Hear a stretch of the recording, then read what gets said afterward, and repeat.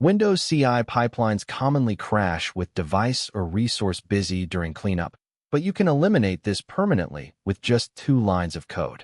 Imports the built-in tempfile module to enable creation and management of temporary directories and files in a secure and OS-appropriate manner. Imports the path class from the pathlib module to enable object-oriented file system path manipulation using an abstraction layer over os.path. Enters a context manager that creates a new temporary directory with a unique name in the system's default temp location, assigns its path as a string to tempdir, and schedules automatic cleanup upon exiting the block.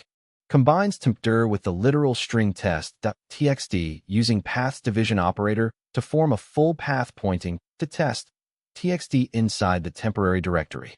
Writes the exact string hello into the file referenced by path using path's write_text method, which opens the file in UTF-8 text mode and writes the content atomically. Logs a formatted message showing the full resolved path of the file created earlier by interpolating path into the string. Attempts to remove the file referenced by path using unlink.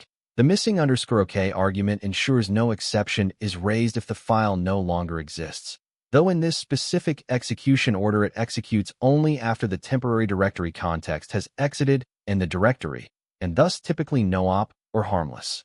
Outputs a confirmation string indicating that the overall sequence completed, though strictly speaking this message appears after the temporary directory has already been cleaned up by the context manager and not due to any explicit action in this line itself. The key is trusting temporary directory's context manager and using unlink with missing _k. No more Windows file locks. Subscribe for daily coding videos.